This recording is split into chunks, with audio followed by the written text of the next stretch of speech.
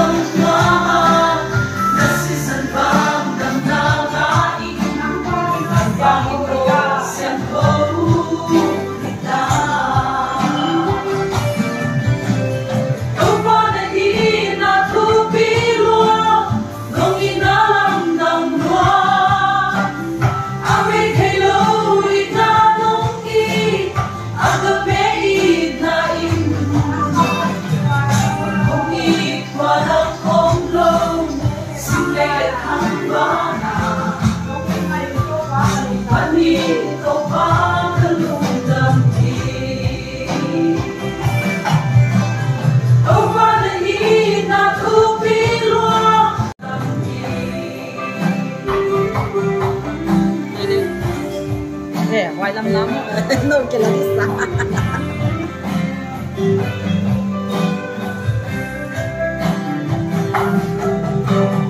Hãy subscribe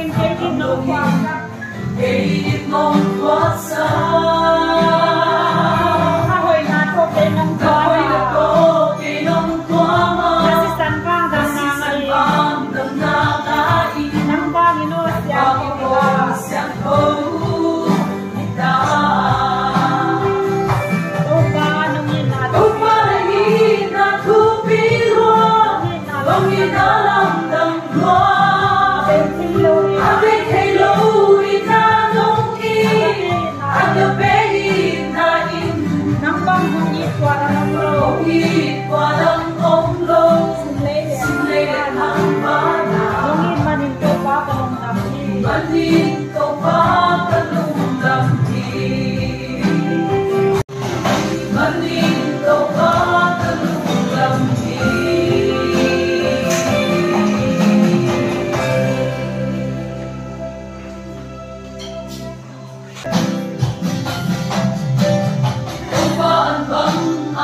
video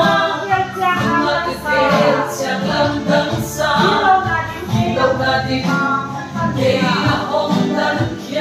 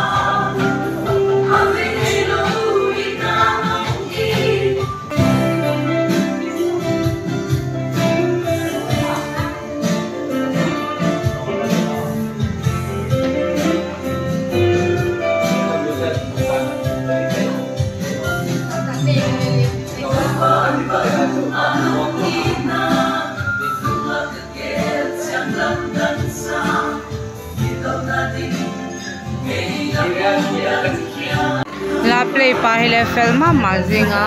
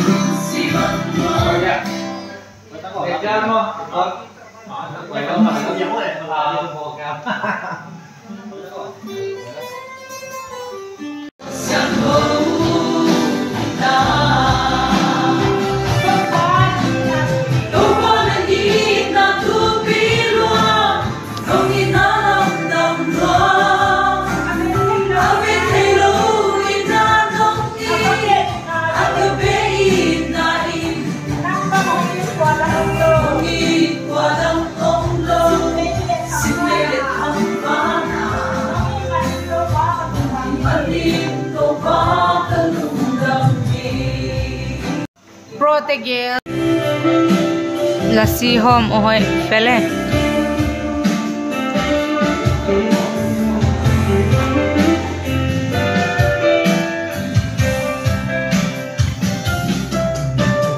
Tupan bang along ina lumategel siang lang sa ilaw natin kay na hong tankya.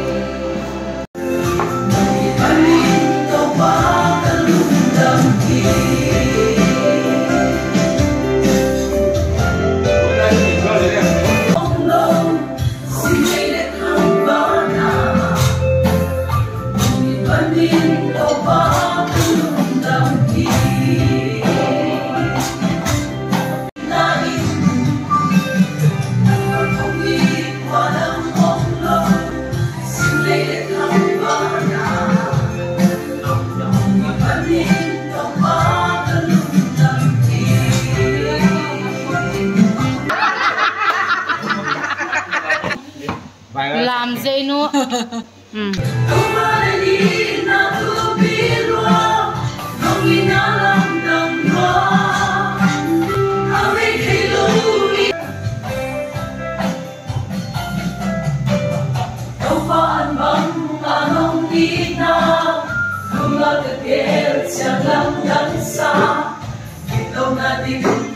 Hãy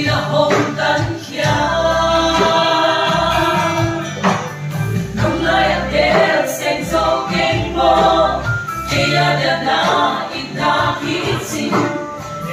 Ghiền Mì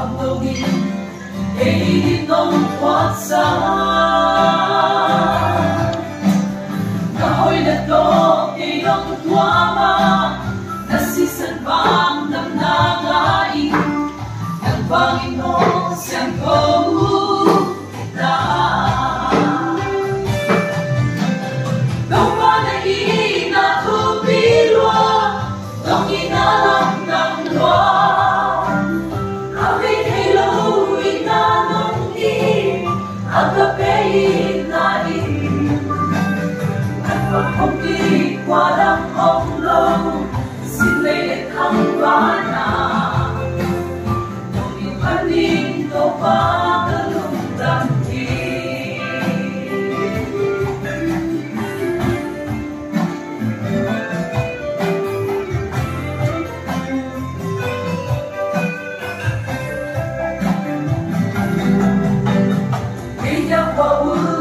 băng hoa mi ô xe đã nắng kịp na thoa ca khắp hầm bông in cây đi lòng thoát xa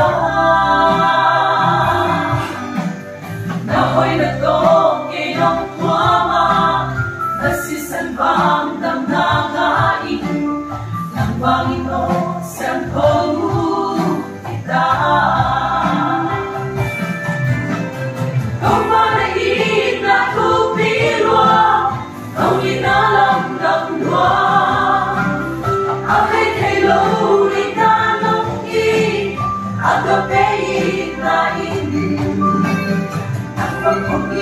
qua đêm ôm lâu xin lấy để không quá nào mình vẫn đi tàu qua đến lúc tâm đi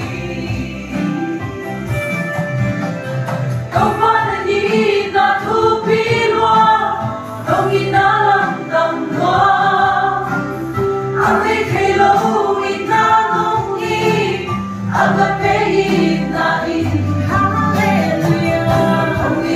qua đêm ôm lâu xin lấy để không quá nào mình vẫn đi tàu qua đến lúc tâm đi mình vẫn đi tàu qua đến lúc tâm đi